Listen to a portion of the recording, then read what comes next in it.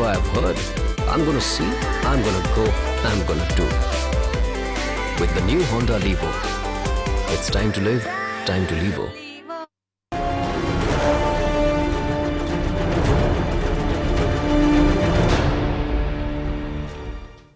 ফিরে এলাম বিরতির পর, সঙ্গে রয়েছেন অরুণাভ ঘোষ। অরুণাভ, একটা জিনিস আপনাকে জিজ্ঞাসা করি।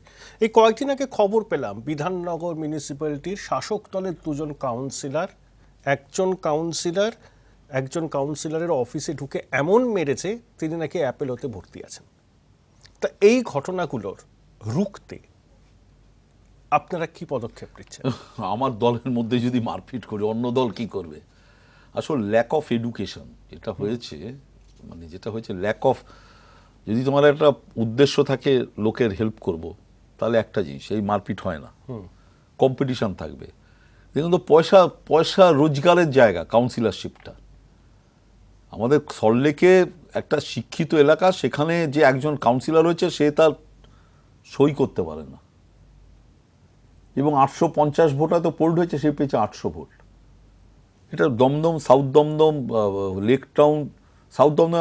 আমার এক লোককে বলছিলাম, সে কাউন্সিলর হচ্ছে, আমি বললাম তুমি প্রথম বোম মেরে ভাই ইতিহাস রচনা করলে, সব জায়গায় কোনোদিন ছিল না।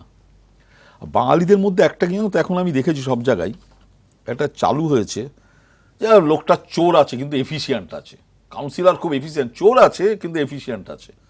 কোন পর্যায়ে আমাদের মানসিকতা নেবেছে যে কালকে ও মেয়ের বিয়ে দিতে বলবে, হ্যাঁ ছেলে রাত্রেবেলা ইধার উধার নিষিদ্ধ এলাকায় যায়, কিন্তু ছেলেটা এফিসিয়েন্ট আছে, মেয়ের বিয়ে দেবো।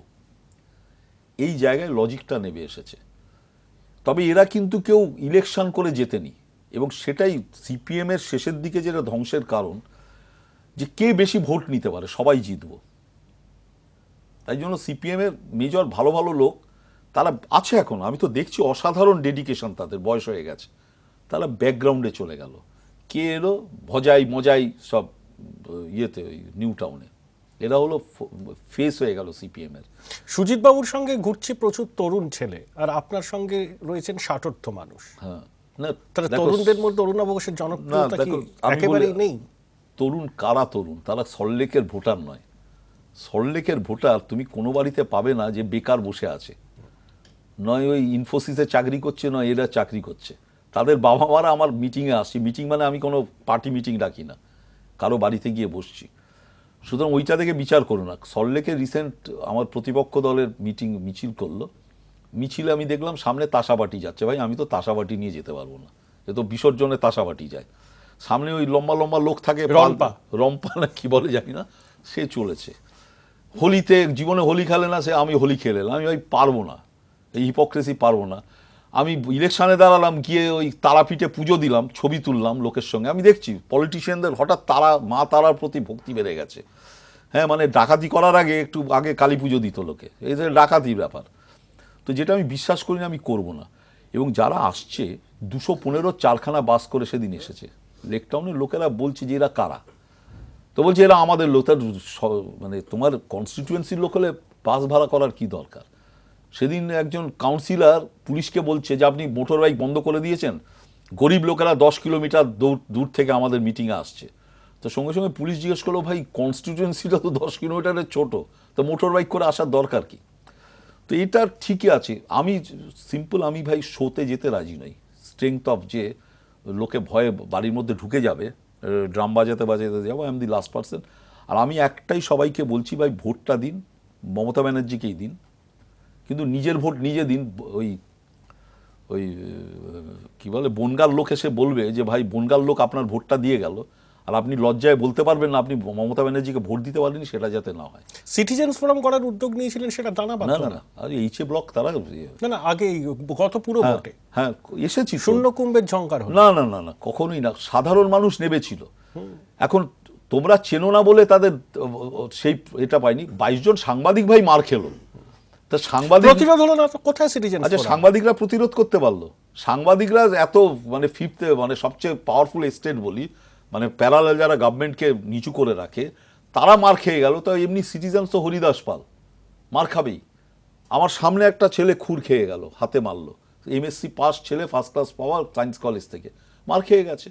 এদের নাম তো কেউ জানে না। ওয়ারেজ আমরা যাদের দুজনকে প্লেস করলাম, তারা বললো আমাদের পার হেড 500 টাকা করে দিয়েছে, নাম বলে দিল, বেলেঘাটা থেকে আমরা এসেছি দুজন, সারা ভারতবর্ষের টেলিভিশন দেখলো।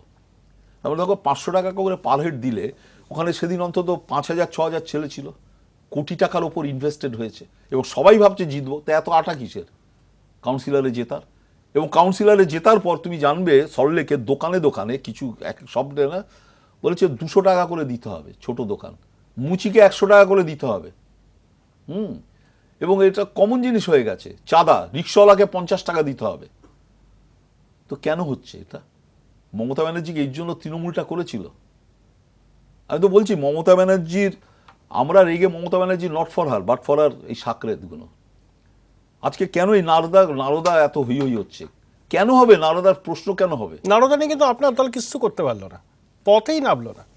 আচ্ছা, পথে নামার উপর রাইট অর রং কি না, ডিসাইড? আমি সেটা বলছি না, সেটা তো বিতর্কিত বিষয়, আদালত আছে, অনেক কিছু আছে। এই বিষয় যদি মমতা বন্দ্যোপাধ্যায় পেতেন, বাংলা অচল করে দিত। আমাদের একটা ডিফিকাল্টিস আছে, আমরা তো নেবেছি, আমি তো বলছি ডিফিকাল্টিস। আচ্ছা, সৌগত রায়ের সঙ্গে যে সম্পর্ক, আমি তো ভাবতেই পারছি না ওই লোকটা 5 লাখ নেবে। সুব্রত দার সঙ্গে যে সম্পর্ক, আমরা চাঁদা তুলি নিশ্চয়ই, কিন্তু 5 লাখ সুব্রত মুখার্জি নেবে, আমি সুব্রত দার বিরুদ্ধে কি বলবো? নিজের গায়ে নিজে থুতু চেটানো, কার গায়ে বলবো? এরা তো আমাদের মানে শ্রদ্ধেয় মাথার ওপর লোক। এখনো সুব্রত দা তো আমাদের পলিটিক্সে এনেছিল, তাকে গালাগালটা করবো কি করে? সৌগত রায়ের মতো ওরকম বিদ্বান লোক, আমি গালাগালটা করবো কি করে? আমার নিজের গায়ে নিজে থুতু চেটানো হচ্ছে। আমি ভাই বলতে রাজি নই, কিন্তু এটা ঘটনা যে যুক্তি দেওয়া হচ্ছে নারদানেরও ঘটেছে। আর দেখো, স্থূল যুক্তি দেওয়া হচ্ছে যে রেজিস্ট্রেশন ছিল অর্গানাইজেশনে, আচ্ছা রেজিস্ট্রেশনের উপর তোমায় আমি ঘুষ দিচ্ছি, আমার রেজিস্ট্রেশনের উপর ঘুষ নেওয়াটা সিদ্ধ আর অসিদ্ধ হয়? মমতা বন্দ্যোপাধ্যায় বলেছেন কিন্তু এবার ক্ষমতায় ফিরলে আপনাদের ইঞ্চিতে ইঞ্চিতে বুঝে নেবেন। কি করবেন?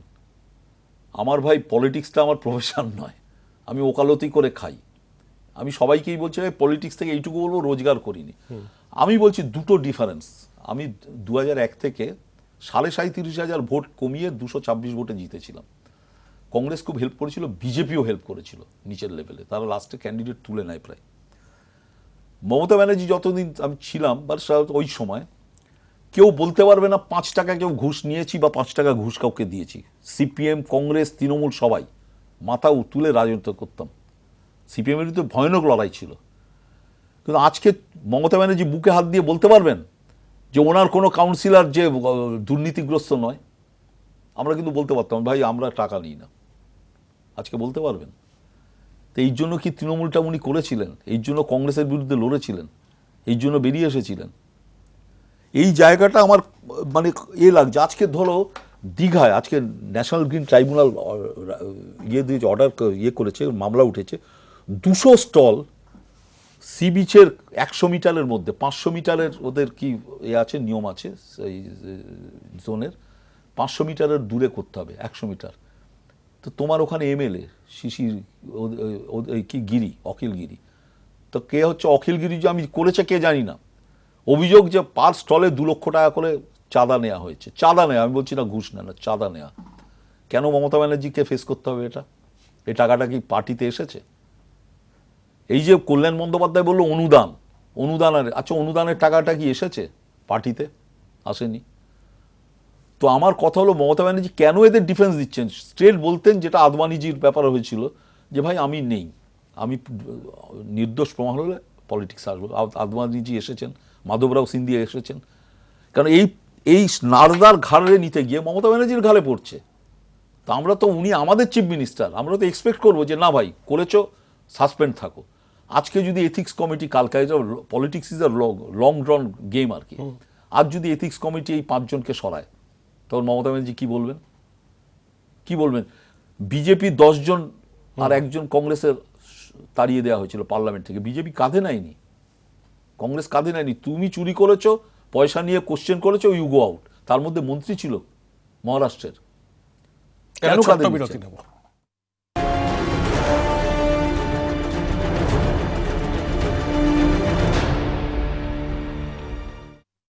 Your fault.